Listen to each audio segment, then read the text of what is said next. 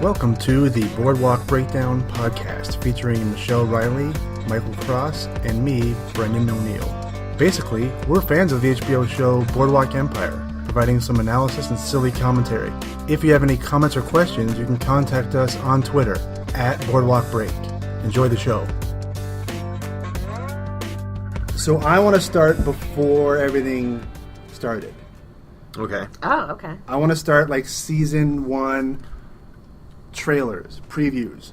Okay. When were you in with this show, and what drew you to it? I can say for sure the first commercial I saw for the HBO little teaser trailer of 30 seconds for the show, I was in to get from the first 5 seconds. You saw Jimmy Dormady with the gun in the lobby or something with a hat or not, I don't remember.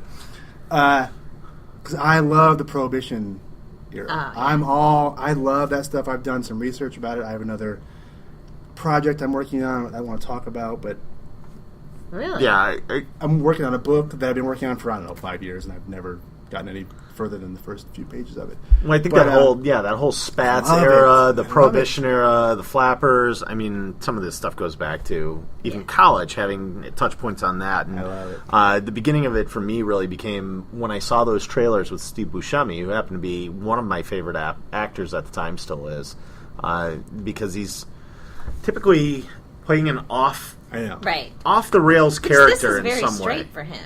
It's straight, but this is a character who is off the rails. Right. There's no question. He's playing a straight man in a, But I mean, for his for his character. And as soon as you see, I think for a lot of people who weren't in, when you see produced by Martin Scorsese, okay, that's you're where in. I got into it. You're in. So I'm going to say that I actually probably read about Scorsese's working on this project and it costs $18 million and it's a TV show for HBO. So that was honestly $18 million for the pilot. For the episode. Yeah, for the episode. Yeah. That's how I came to it because, pretty much you say Martin Scorsese and I'm in right there. Secondly, you've got Irish and you've got Mafia. Okay, number 2, I'm in right there. I will say, though, that all in all, the show is a lot darker and more ominous than I sort of expected from Scorsese. Yeah, I thought it would be as bad, if not worse. Yeah, I think because that time was like that, right? And I mean, but it's also got you can totally do a happy whitewash 76 trombones version of this too.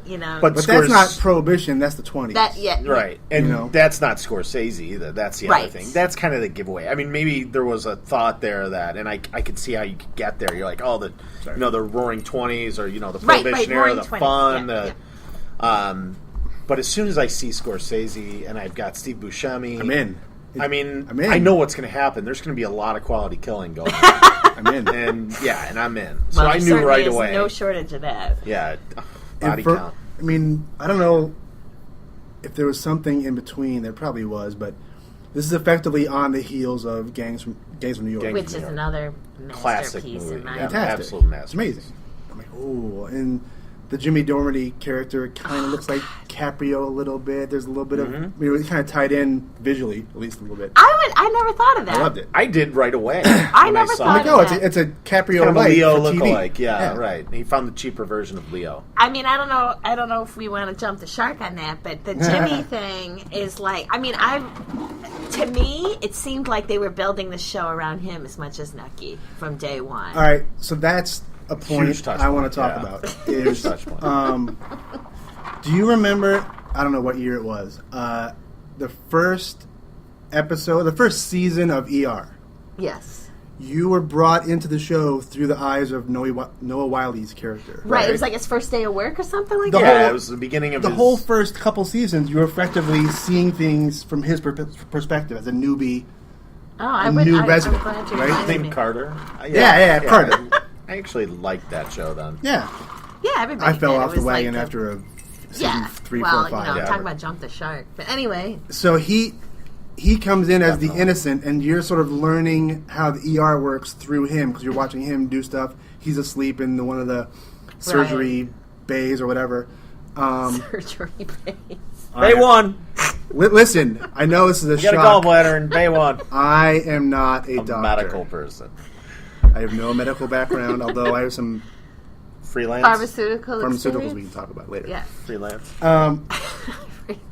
Freelance. So I think Jimmy plays that role in the first few episodes of Boardwalk Empire. He's the innocent. He's just back from the war. Yes. He's coming back into Nucky's world. He doesn't know. He's mad that he's not involved. He's below. Yeah, you're right. He's below Mickey Doyle on the totem pole, and he's pissed off about it. He's just his driver now. He's the Noah Wiley, Carter, whatever. Yeah. Well, yeah, I mean, he's standing in for you, I guess, the viewer, Yeah. right? So discovering what's happening in when the way he finds out stuff, you find out stuff. Yeah. All right, so season 1. Let's jump into that. Okay. We're basically already into it.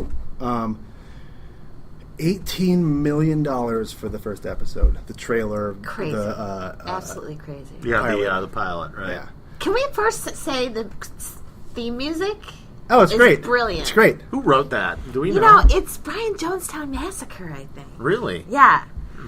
I happen to. And I always like it. It's one of those, it's very long. The open to that is very long. And I find myself listening to it. What I love about it is how much it does not match the time. Right. Yeah, I know. So out of character for the era that we're dealing Was with. that song written for the show? It I was believe it- not. It existed before, right? It existed Yeah, it before, existed but do you prior. remember that old song? Must be the season of the witch.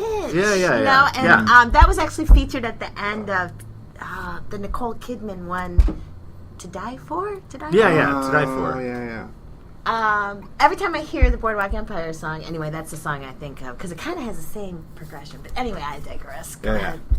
So in watching these DVDs, and I'm a sucker for the commentaries. When I buy these things specifically for the For the commentary. the commentary. Yeah. Right, you've already seen the show. Yeah, right. So I just want to hear them talk about it. One of the things that jumps out at me is that everyone always talks about the opening scene and the bottles and the rolling The tide water, and whatever, the tide.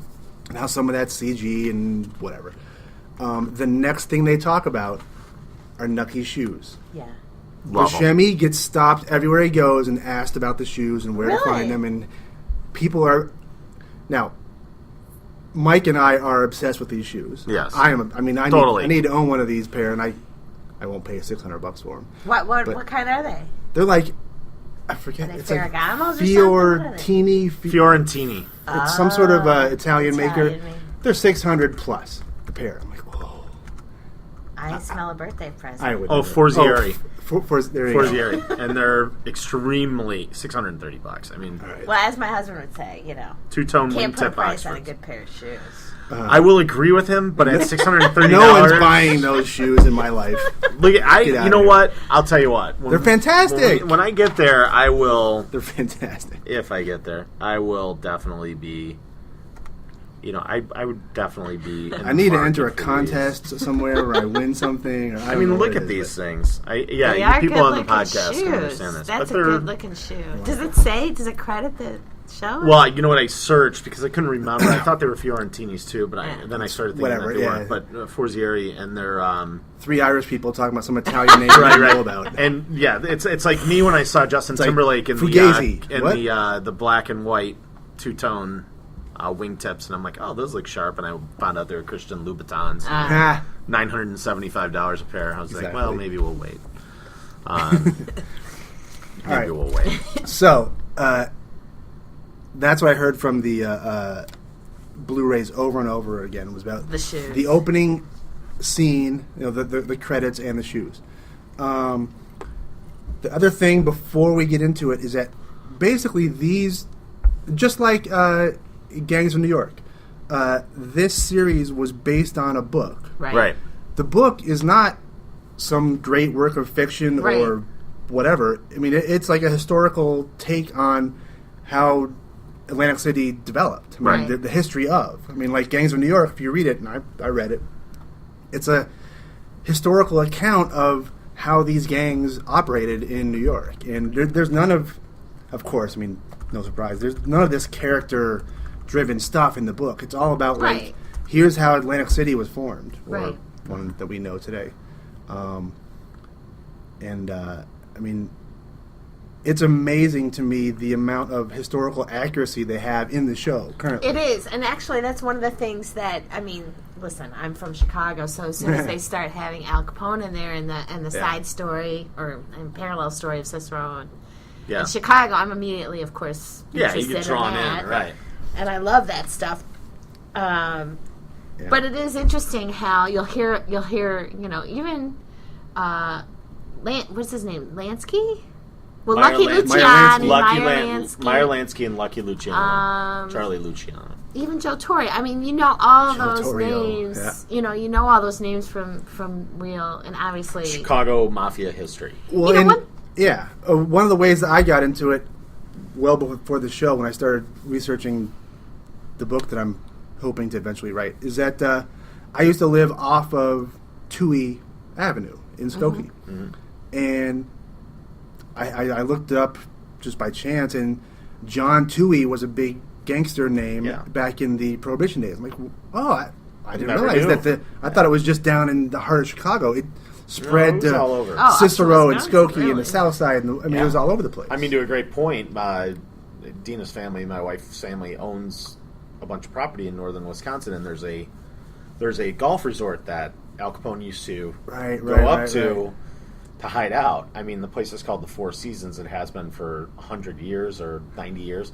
and we all call it Capone's. That's where he would go and hide when the heat was on in Chicago. So Four Seasons, Four Deuces. I mean, I don't want to take this into like a crazy tangent here, but it's just occurring to me as we're talking about this. I really didn't think this through before. When you think about Scorsese and you think about his connection to Italian mafia movies, whether it's Goodfellas, and then obviously Gangs of New York, when you're talking more about an Irish mafia, although it's not really kind of really Irish mafia. And then this, of course, it's really interesting to me how they are sort of Casino.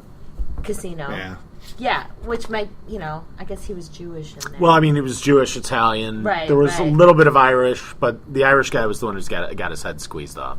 Yeah, it's just interesting to in me. the vice. Yeah, of course. Of course, the Irish guy takes the vice. But that's actually, I don't even know why I'm bringing that up. It's just that, in college I had written a thesis paper on The Godfather and all the metaphors. Where is that? I want to read it. Oh, I'm sure I still have it somewhere. See, I did Do the Right Thing. Spike Lee. Another great movie. Another great movie. I wrote a paper on that. And go. Yeah. No, I mean, what I love about it is that it does follow that historical. It does take the historical data. It, of course, is manipulating it, right? As only Scorsese can do. But pretty true to the fact. True to the fact, but by just shifting things 5%, 10%, 15, 20% here or there, just making it a little bit different. I mean, the character Nucky Thompson, there was a guy, Nucky Johnson, who was the primary driver behind this era in Atlantic City history that drove a lot of this activity during the Prohibition time. So he's following the script. I mean, he's almost based on true story. In the show is a historical figure, right? Except Jimmy, I think his mom, and I think Richard Harrow. Richard Harrow is probably one of my favorite characters on the show. Everybody else is like a real historical figure. I mean, for the most part. Yeah, I mean, I even wrote Richard Harrow on my notes just so that we certainly touch on it. I heard because where writers will put a name, give a character a name where the first name or last name sort of gives a hint to their personality or their circumstance. Richard Harrow was Richard Harrower before, but they couldn't. They kept getting tripped up by the Harrower part in the name, so they became Harrow because they couldn't figure it out. Interesting. But it's interesting. So anyway, season 1, and we're going to go through every episode. We're not going to give it, not every episode, every season. We're not going to give the highlights the justice because it's 12 episodes of dozens and dozens and dozens of characters and plot lines. Plot lines, plot changes. The basics for season 1 are the premiere opens at the eve of, or on the eve of Prohibition. We see all kinds of partying going on, and like the end of the current time of free drinking, I guess you want to call it. before the Volstead Act. Jimmy's back from World War One. He comes back to Nucky, and he's mad that he's not doesn't have any sort of status. He's got this injury, he fought for the country. We find out later why he went over there, but in season 2 or 3. But he's sort of pissed off, and he's just Nucky's driver. And then Margaret comes into the situation. Margaret is, and I'm going to argue, she might be one of the more demented characters in the show. I would agree. I also find her to be frustrating because she vacillates so many times. Right. She's the only one, I think the only one, maybe short of Richard Harrow, the only one who seems to have any sort of a moral compass. Right. And she throws it away at any whim. Right, which is actually more upsetting than somebody who's pretty straight ahead about their morality. Intensely despicable people in this show, and she might be the worst because of that. Right, with the less integrity, let's say. Yeah. I would certainly argue that outside of very sideline characters on this show, there is not one character on the show with any redeeming qualities. I mean, it's a strong stance to take. No, I don't know. They all have some thinking about it. Yeah, no, you're right. And I mean, of course, that makes for interesting, right? Right. I mean, I don't want to see normal suburban dad who goes to work at 9, comes home at 6, whatever. I'll give you one. I mean, she's not a major character, but in the first season, she plays a role. First 2 seasons, I think. Maybe at best you say it's Jimmy's wife. Yeah. Yeah, she's sort of an innocent. Yeah, very innocently caught at first, up in at least. Right. And I mean, yeah. But I do think the whole point of this is for every drama, right? Nucky, the show starts with him really having what is clear to be a lot of angst around his past and around his father. Yeah. Mm-hmm. And, the season... I'm getting psychological on this. That's very good. good. No, and he ends up burning the house down. Talk about burn the mother now. But, I mean, and throughout everything that happens with Nucky, the truth is you are invested in him because you think this might be the time when he reveals his conscience, right? Every time, So when he ends up with Margaret, you think maybe this is going to be the thing that saves him. And I think he might even think it might be the same. Well, I would argue that he and Margaret are very similar. I mean, that constant wave of looking like you're going to do something that falls on the moral side, the proper side of the moral line, whatever that moral line might be, or the moral line for the time, and then he completely fails you. Right. And I think it's kind of the same. I think they're the same in this first season. In the first season, at least, yeah. And I think Scorsese drives a lot of his characters like that. He has you on this roller coaster throughout, and it's the unique part for this is that it's not a Scorsese vehicle. It's not a movie. Right. It's not a 2.5-hour punch you in the gut, kill 75 people, and you walk out of the movie theater either laughing, crying, or smiling, whatever. It's more of a slow kill on Scorsese's part, right? Exactly. So he constantly burns you with, I'm gonna build this guy up right to the edge of where you're gonna really like him, and then he's gonna do something that absolutely fucking drains it. It's people who are thinking they're doing the right thing, even when they do the wrong thing. Like they think they're just, and that's the moral compass thing. Is that the bulk of these characters, or the protagonistic characters, right? None of them have that, right. So it's really just watching. You're like it's like being in a window watching these people completely toy with other people's lives and their own lives in a lot of ways. And well, I mean, everybody's trying to get over, right? And I mean, there's nothing new on that, but it is guised in these ebbs, the ebb and flow of this. So Margaret comes in along these lines, and I mean, depending on where you are in the season, she comes in and she's got this abusive husband, Hans. Right. Damn Germans every time. Seriously, what was she thinking? Yeah. So she comes to Nucky for help, gets some money from him. He takes a liking to her immediately, and then various things happen, and effectively, Nucky has her husband killed. Right. And that doesn't stop her from immediately shacking up with Nucky and moving in and Nucky being her benefactor. Right. And she just wants the good life without any of the struggle to get there.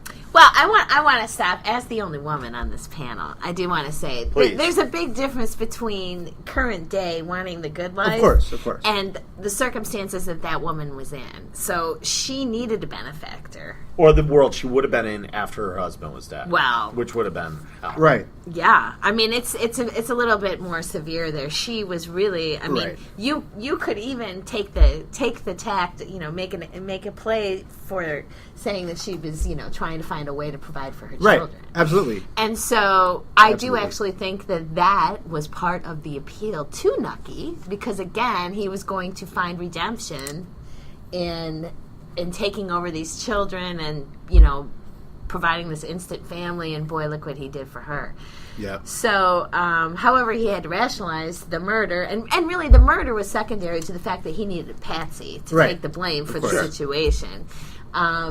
But he was able to justify all these things because he thought, in the end, the ends justified the means. Yeah. Well, what I love is the word you used in there was redemption, right? And it seems like that's a constant recurring theme throughout. Is it's like, and maybe that's what I was speaking of when I was talking about the waves. So. Is like these characters are constantly looking for redemption, and they get right to it, and then they immediately claw themselves back down.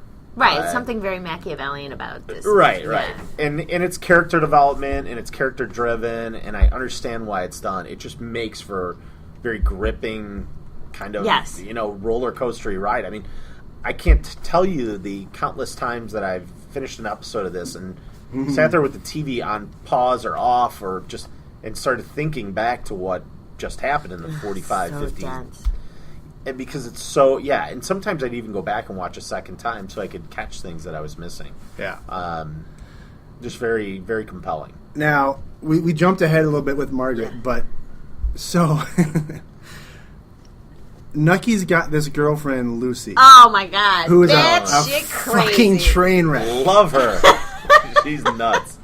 So, she's just there and whatever. Right. He's looking for something more, apparently. There's a scene in, I think, the first season where he's talking to whatever political bigwig he's talking to about issues, whatever, and Lucy tries to pipe up and be involved, and it's just a mess. And then that parallels a later scene where and they make fun in typical 20s fashion, like the women don't have a voice, and they don't know what's happening in the world, right. And blah blah blah, whatever. They're just disposable. Whereas when he meets, I think Margaret's bringing him something at the club, Babette's. And thank you very much. And he's sort of that's about the to 20s I want to be. I know, totally about to usher her out. And then one of the guys he's talking to, one of the political allies he's talking to, makes a comment, I think, to Margaret. I think specifically designed to sort of trip her up. And then she comes back with a political answer that is actually well thought out and put together pretty well. And she shocks the hell out of all the guys and Nucky. And right there, you can see Nucky sort of switch, I want to be with her. Right. Fuck this Lucy. She's out of control and she's a mess. This is the one I want to talk to.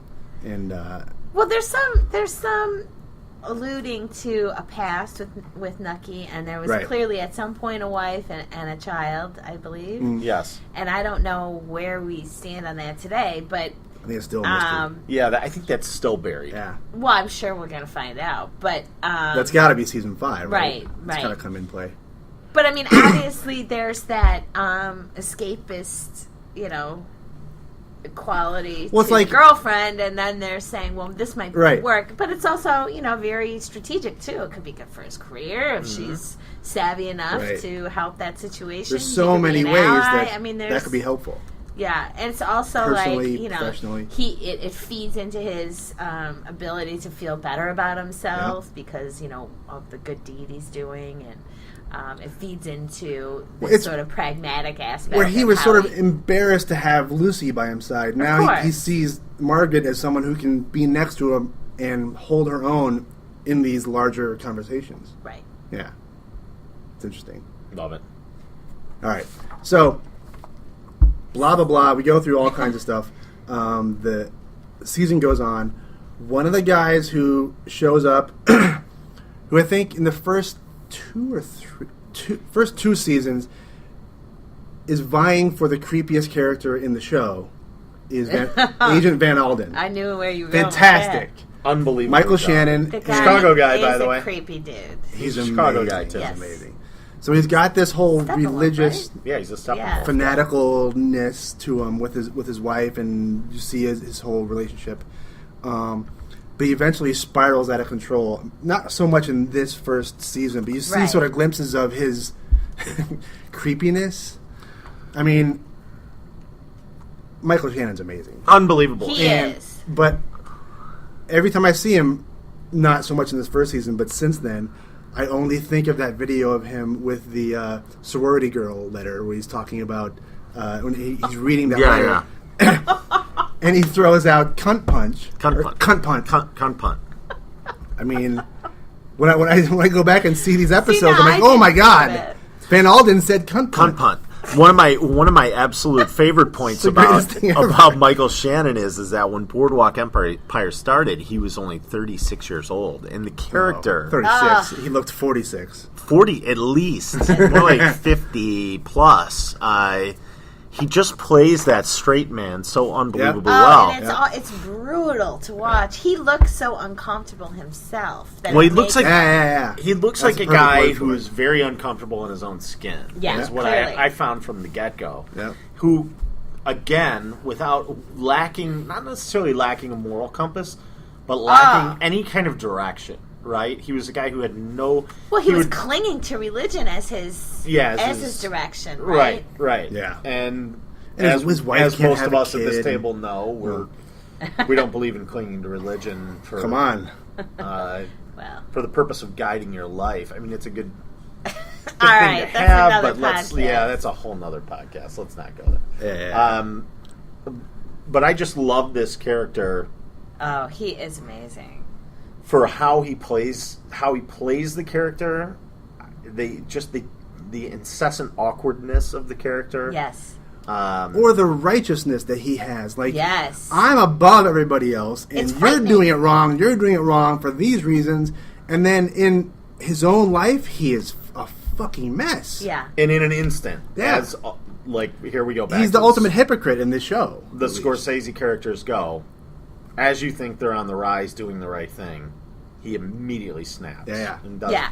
and completely does a 180 on you, and he becomes, again, where all these characters are in Boardwalk Empire, becomes a villain, right? And He I becomes a actually think bad you were guy. onto Yeah. something, Michael, when you were kind of going into the religion thing, which is to say, we made a statement that Nucky was somewhat using Margaret to feed his ego in terms of the good that he was doing to feed her. He's being righteous about religion at a certain point. Totally, And the judgment yeah. that he's doing, and that may be a way for him to mitigate the demons he has inside of him. Exactly. Yeah. But like, Counterbalance, right? it's a classic Scorsese move, like you were saying. And it's not just Van Alden, it's all these characters. As soon as they stand up, they cut their legs out. Yeah, they're from always themselves. falling Yeah. down constantly, and it's amazing. One thing that we haven't mentioned yet that I find to be one of my favorites is the introduction of Chalky Chalky. White. Chalky, absolutely. I was And- holding that off because yeah. he just might be my favorite character. He I'm might not be mine sure too. yet. we He could might probably be spend. mine, We too. could probably do Yeah. a whole podcast. Yeah. We'll on come back to But it. I actually Yeah. think the relationship between Nucky and Chalky is very similar to the one between Nucky and Margaret, which is to say, Oh, on the face of that's it, interesting. Wow. they seem, you think at first like maybe there's this brotherhood between them, right? There seems to be some modicum of loyalty or agreement, or at least brother in arms, and Or are they just using each other? they are clearly using Clearly each using other. each other. And that I think you find out later down the road, especially in season 4, really. But I mean, it is interesting how they both seem to have this, which immediately, because of the circumstances, when you add the racial plot line to it. Yeah. It sort of bolsters, thinking, well, how brave Nucky is, standing up to the KKK, right, and all and this. Chalky's name, and But it is again so Machiavellian, so pragmatic, so it's so. There's any number of reasons behind it, although on its face, like, it was unheard of. I mean, I have to imagine. I would think that at the time it was fairly rare, if nothing else. It was not a common thing. But it wasn't also confined to the warehouse at Chalky's. He was, in the Ritz and everything else. So, I mean, it was fairly open, in terms of, and the fact that they had the nightclubs that were owned by the African Americans that were frequented by. It was. So this is one thing I want to come back to because during season 1, Jimmy is frustrated. Nucky, and he's doing all kinds of stuff on behalf of Nucky, and it's not right. And Nucky says, "All right, get out of here. Just get out of my face." Yeah. Really key to the story. Go to Chicago. Yeah, I go to Chicago. Cool off. We'll get you back here eventually. It doesn't say that, but it's kind of implied. So in Chicago, Jimmy gets a girlfriend, apparently. Some sort of prostitute in one of the Capone-run bars, or Joe Torrio, I think. Joe Torrio. It's a brothel. Facilities, let's just call it that. A multi-purpose facility. Multi-purpose facility. Entertainment palace. It's like an indoor batting cage place now. Exactly. A Dave and Buster's. Yeah, Dave and Buster's. It is a Dave and Buster's. All kinds of games for everybody. Yeah. There's alcohol. It's great. Chicago hasn't changed. No. So her name is Pearl, and there's a whole thing there. But one thing I wanted to point out is that, and this comes out in the Blu-ray commentary, is that the one scene where I forget who, whatever gangsters, I can't follow. There's too many characters. I know, right? They want to stick it to Jimmy in some way. They want to send a message to Jimmy. Right. So they're going to hurt his girlfriend, right. Pearl. Yeah. And they grab her, they go up there, and they grab her by the throat, and they slice her face. Yeah. From, like, the top of the corner of one part of her forehead, down across her eyes, down to her face, the other way. So that's essentially the exact same scar that Michael K. Williams, Chalky White, has in real life. Is that right? He had a scar. He said he cannot watch that scene, and still to this day hasn't watched it because it's so reminiscent of what happened to him. Oh my God! He was in a bar fight, however long ago. Got cut off. A friend of his was about to get his ass kicked. He got involved to try and stop it. Before anything really started, a guy had a box cutter of some sort and slashed him. Oh my God! Yeah, slashed him across the face, so he can't watch it. So. And this is the guy who's been in The Wire and whatever else. Right, he's a very handsome guy, good-looking guy, a fantastic actor. Yeah. In a million things, but he's like, I can't watch that scene. It's like, it's disturbing because that's what happened to me. Ugh. The same cut. And it was coincidence. Did they do that by... no, it's total coincidence. It was coincidence. Okay. The director didn't realize it, and it was a whole thing. But, I never really did quite understand what the point of that was, and then she later died. They were trying to hurt Jimmy and send him away with a message, basically. I mean, that's just brutal gangster stuff, I guess. Yeah. I think it was, that's exactly what it was. All right, so we're like halfway through season 1. Let's get...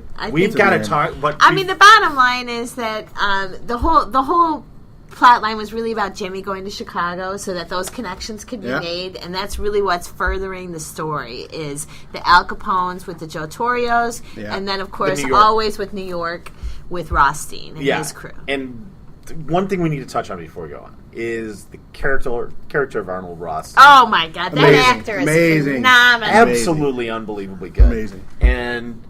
the vocal cadence. True to form to what Rothstein sounded like at the time. Is that according right? to all historical data, is that is the kind of the cadence he talked in.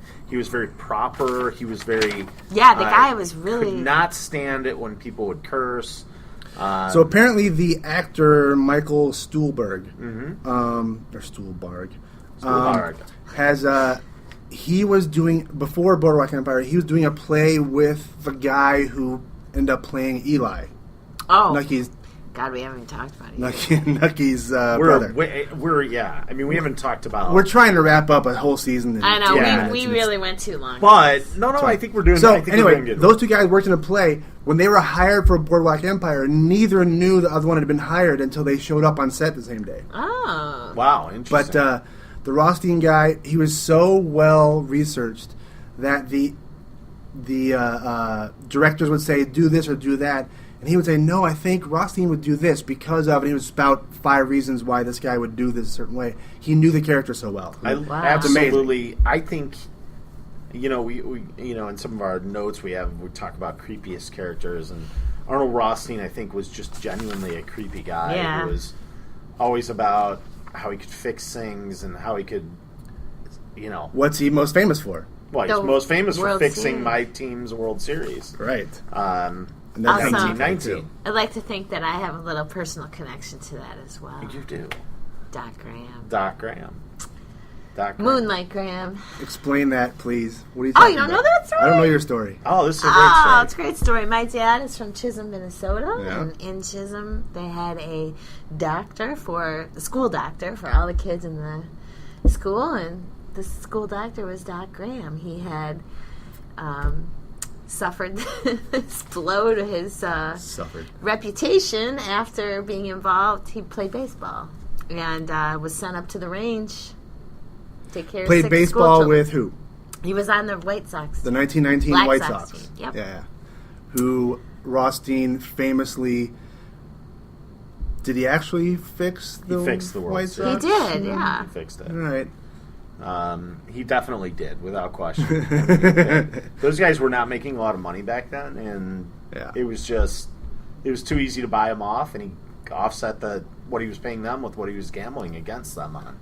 Well, that's the interesting part about the guy is that he is so composed and he is so proper, but he has clearly got a compulsion Oh my God, unbelievable! around gambling that A he gambling addiction, of cannot. I mean, yes, It's not. It's beyond even addiction. It's It is who beyond he, addiction. It's who he is. Right. It is really just he's just compelled. Yeah, I mean, everything that drives him involves gambling. Yeah.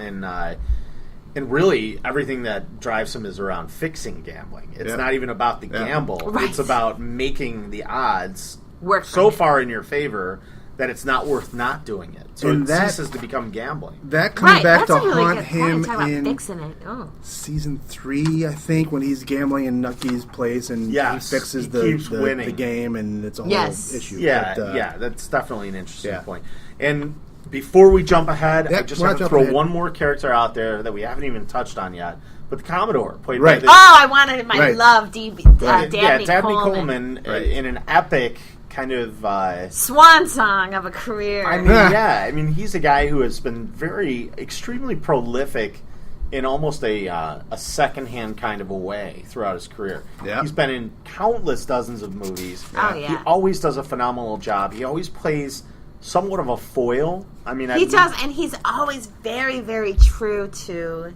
Yeah, he's believable He in is- everything he does. He's Yeah. believable, and he displays no interest in being liked. Right? No, he just none. Wants to Absolutely do none. What is asked of the character. And the Commodore to me is probably the most despicable character from without a season doubt, one. Michael. So we learn that, the Commodore is sort of a background character, not really there until the final couple 3 or 4, couple yeah, 2 or episodes. 3 episodes, right? And we find out that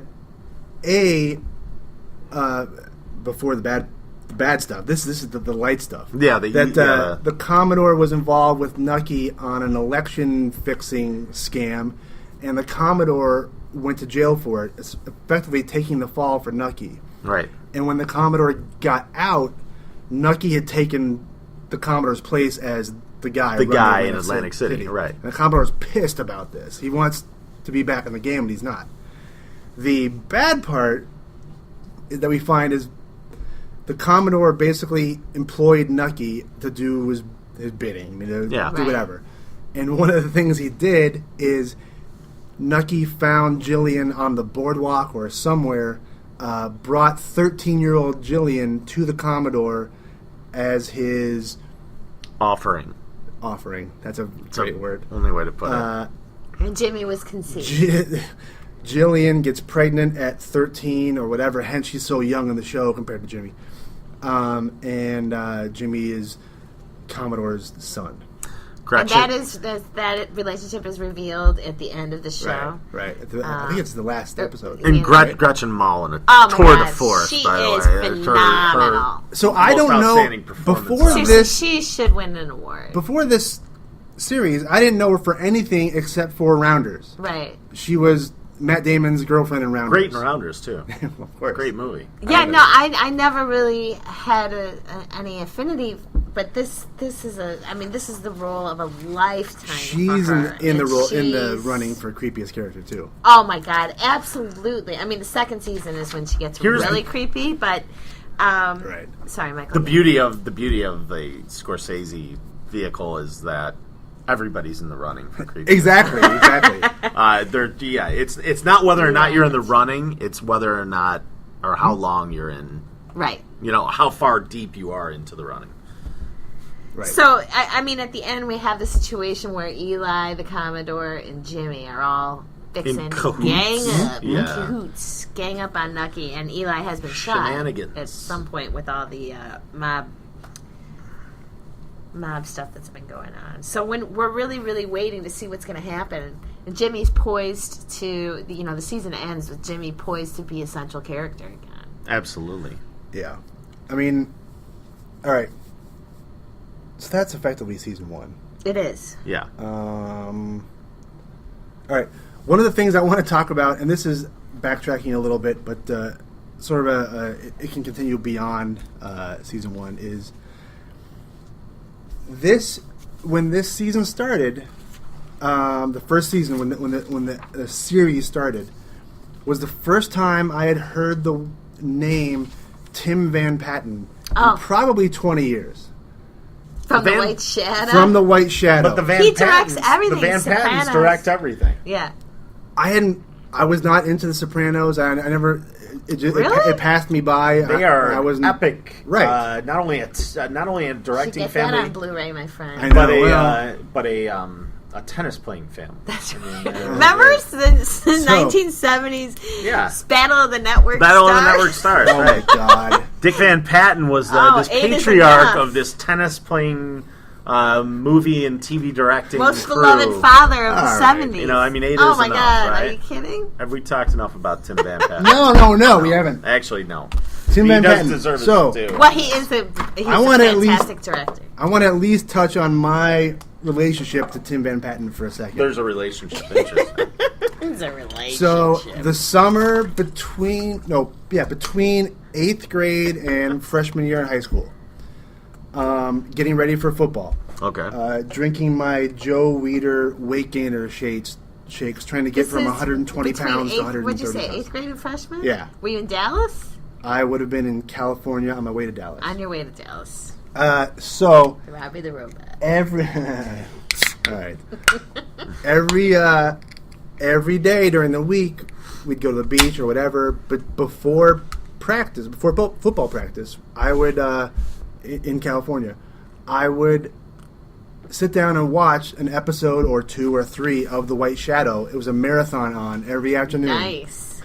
Tim White Van Shadow. Patten, Salami, Salami. the greatest white player on TV at that point. At that point, Was of course, amazing. it's It was amazing. prophecy. So, You learned a lot of life lessons, too, from the coach. Right? well, and so here's my connection.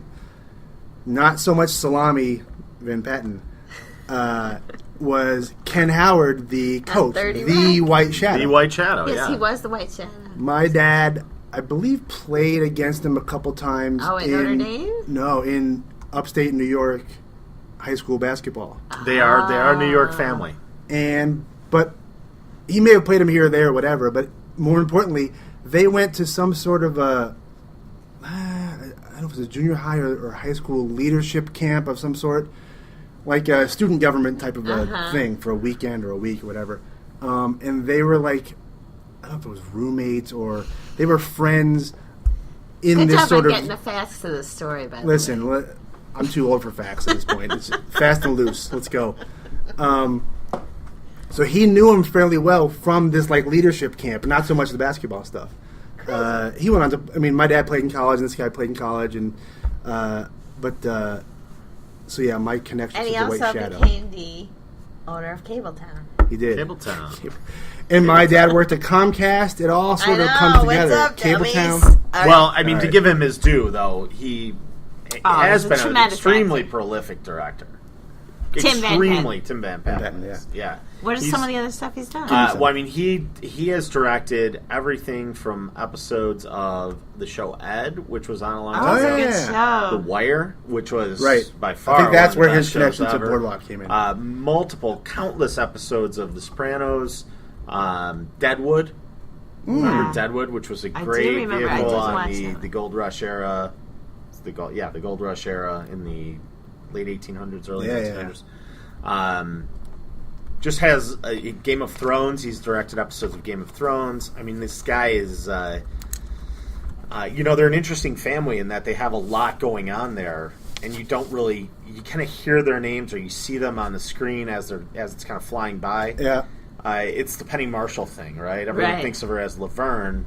Everyone thinks of Van Yeah. Patten's as 8 is enough. Well, there's a little bit more to it than that, right? There's some depth there. He didn't direct all the episodes, but Not all, but a a bunch healthy of them, amount, yeah, right? yeah. And So- same thing with The Sopranos. I thought it was He interesting. didn't direct all of those.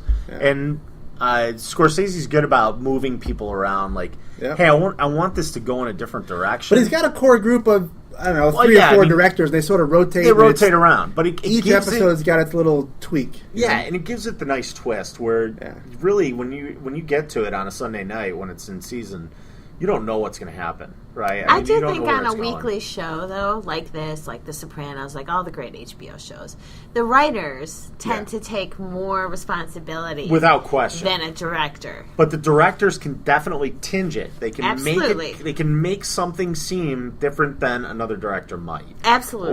or bathe it in a different light. And that's what I really like about the show is that week to week you might get an episode that's I don't want to say flat because it's not the right word, but Right. you might get an episode that's more Dynamic. Yeah, right. You might get this more flow of personal information or Some more of them flow are- of like the setup Yep. is that all right. This week's episode is a total setup episode. Some Next episodes week, just get you from A to B, right? bunch of motherfuckers Yeah. are going to die next week. I mean, there have been episodes of this where I've gone, oh my god, next week's going to be a massive bloodbath. And okay. They always come through on So when we get to season 3, that's the bloodbath. Right. Oh. My one thing I want to talk about season 1, and we'll cut this off and go to season 2. But season 1, the sort of overarching thread or the theme, even going into it, is that, and it's sort of I think Jimmy tells Nucky this to his face: is you can't be half a gangster. Yeah. And that's what Nucky's trying to be the entire episode. Right. Half politician, half gangster. Where does he lie? It's sort of you're not sure where he's at. The second episode the second season continues that a little bit. By the third episode, he's 100% gangster. Right. And, Well- and we'll get there eventually. But yeah. Oh, he's getting there. Season 2 is almost that linking episode in between season 1 and season 3. Right. Well, he's really tested in season 2, right? I mean, between getting arrested, going to trial, having been shot, left for dead. A lot going on there. All right, let's pause it. I have to go to the bathroom. Okay, take a break. Pause. I've got to set Take a break. Brendan O'Neill's guest network. Mm. Are you going to be tracking everything? Okay. Hello. All right, it's good. It's working. All right. Before we start season 2, so I was watching the DVDs as usual my past couple weeks here. You have little kids, Michelle, so or a little kid. You should make sure they see this or he sees this. Yours are too old, probably mine are way too old. Sesame Street Yes. did a Boardwalk Empire inspired scene, Really? a They whole do some- segment They do some great called Birdwalk Empire. stuff. One of the characters is called Nucky Clucky or something to that effect. They're all birds. One group is ducks. One group is chickens. It's amazing and it's terrible, but it's kid stuff. And where was the racism heavily laid? On the ducks or on the... I'm thinking the chickens. The chickens. The misogyny? The ducks were Misogyny, racist toward the the racism. chickens. You know, that's a point we haven't even touched on, is the misogyny in the entire show. It's just so... It's the 20s. A given Yeah, for the I mean, time. Yeah. It doesn't... I think it's just part of the backstory, but it is something that's very interesting to me, the way... there's a lot of casting off of women and women being treated in a misogynistic fashion. It's just another note that it's a completely different era. Well, I mean that's sort of... That and the shoes. Exactly. That's tied into, I think, the whole Margaret thing is that she's the one woman, maybe in the entire series, who has a brain. The rest of them are not involved. She's the smartest one of the lot, without question. Short of Jillian. Jillian, right? maybe. Jillian is very smart and She very is calculating. Genius. Yeah. Calculating. That doesn't play out well for her long run because she plays too many... Listen, she's such a sad sack. Without question. I mean, she's a compelling She's character the most because disturbed. she's She's so disturbed. disturbed and she's so amoralistic, yet she You has that understand whole why. backstory, Right, the that backstory. makes it Sympathetic. real, Yeah. right? It doesn't make it real enough for me to make me that sympathetic for her, Yeah, but it makes it real. Yeah. How's that? definitely. You are a product of your environment, Absolutely. which is why you turned out the way you did. Oh, my parents Sorry, have a lot of Mr. explaining to O'Neill. do. Okay, there's two things that I want to point out. Texas. There are. That's why I don't live there. There's a number of things, like weird things that, not weird, but unique things that come up throughout the series. I'll point out two, and there's probably a dozen of these different things throughout different episodes. And this may be back to episode 1 or season 1 or season 2, I'm not sure. But things like, they're early on, I think it's Nucky, or at least it's Mickey Doyle, and it's Chalky, and it's whoever, random characters. And they're loading boxes of whiskey onto trucks or whatever it is. They're processing that week's take of whatever it is. At some point, Chalky says, something like, I'm going to kill those motherfuckers, or this is a motherfucker. And then he walks away. And then the other white character is like, motherfucker? What's a motherfucker? As if no one had ever heard that term. And in this little world, Maybe no one had. Effectively, Chalky White invented the term motherfucker in that episode. Credit. Which I found Credit hilarious. Chalky White. I was laughing my ass off. Like, yeah, that had to come from somewhere. Maybe it was the 20s. Maybe I don't know. I don't think it was. think If it was before that, it wasn't much before that. Right. So I thought, that's a little that's dawn more of modern time. lexicon, right? I mean, that's not. Yeah, it's not a big thing, but I caught that. Like, oh, that's very interesting. Like Chalky White. it's not exactly Garden of Eden speak. In this world, he Yeah, he might have invented sort of introduced this. it. Right. I love that. It's a The great other one, fact. and there's a number of these things, sort of historical references for like idioms or phrases or common speak that you'll hear today when you don't know anything about it. But back then, it had a reason or a cause. Right. One of those was the real McCoy. Oh. And you see this, I think it's season 1. One of the rum runners on the boats who would get alcohol from the Bahamas and bring it into the eastern seaboard was William McCoy. Ah. And he was known as, he was not a drinker, he was not a lawbreaker. He was sort of an honest criminal. And when Nucky or whoever, and I think in this case Nucky and his team are receiving shipments from Bill McCoy. He is the source of the phrase, the real McCoy. If you got stuff from him, you know it wasn't diluted and it wasn't gut rot whiskey. It was the real stuff. So hence the real McCoy Love it. is now out there. But if you watch the first, say 3 or 4, there's only 4 seasons, but say 3 seasons, there's like one of those in almost every season that comes out. Like, oh, I didn't realize that's the source of that. That, right. So, right. knows about it. The 20s were a great time. I mean, it introduced a lot of different things to the United States, and it really was an epic time of change in this country. Well, beyond, and this is expanding and breaking out from the show, but it just people changed the way they were from the teens to the 20s very rapidly, and accelerated that through the end of the 20s. And then it kind of fell off in the 30s, and everything went back to that. Yeah. What became was the Great War, right? Right. I mean, it became the norm, like that.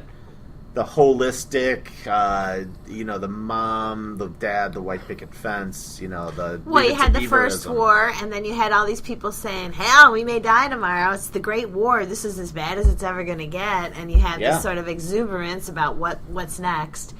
And I do think, as crazy as it sounds, Prohibition was a function of good intentions, right? You had a lot of people with a lot of drinking problems. The road to hell was paved. No, and the truth is the women wanted to vote, and that's how they got it done. The temperance movement? Right. The temperance movement was satisfied by getting the vote. Suffrage, right? I mean, and exactly. It's like, and can one be tied to the other? I don't know that you can clearly. Of course. I don't know that you can clearly tie the two together. I think that Nucky the show did a great job. Well, the show showing did that. show that. Yeah. But what's real and what's... There's no doubt that the motivation for Prohibition was basically that, these women had a bunch of problems with a bunch of drunk husbands. And they figured if they could get the stuff outlawed, that their lives would improve. And the politicians came in and said, we'll do this for you, but you better vote our way. And that's the way it worked out. It was a changing in... under the guise of progress. Yeah, but, I mean, putting aside... holding off some of the, cynicism? Larger cultural implications, it was effectively a legislative change in the diet of the Americans. When they came over 200 years prior, 150 years prior, so much of the liquid they consumed was alcoholic. Right. For safety reasons. It was pickled. Right? I think that lasted for a long, long time. Even kids would have, there was a name for it, but a lesser alcoholic beer. Yeah. And I think that continued for a long time. Near beer. Perfect. And I think, pick the date, 18-something, it became where people were just getting drunk, and it became out of control. And that continued, and I think it was years and years of women, fed up with this bullshit, and then the temperance movement kind of came into vogue, into being, and forcing the hand of politicians to, all right, yeah, but these guys are fucking idiots. We got to get them off the street. That's true. People are falling down. But women had absolutely no standing and no power. The only way the temperance movement moves up is when the men see it beneficial to them. Of course. And the only way men see the temperance movement is beneficial to them is by getting a voting public to black behind them. I mean, that's the reality of the situation. Yep. And they politicize that as much as anything else. So... clearly, the rules weren't enforced. Clearly. Sorry for the abrupt end of the show, but for the first few episodes where we recap each season, we recorded them all in one sitting and needed to break up the discussion into consumable, bite-sized pieces centered around each season. Thank you for listening to the Boardwalk Breakdown podcast, and follow us on Twitter @BoardwalkBreak. Future episodes of this podcast will focus on a single episode of Boardwalk Empire.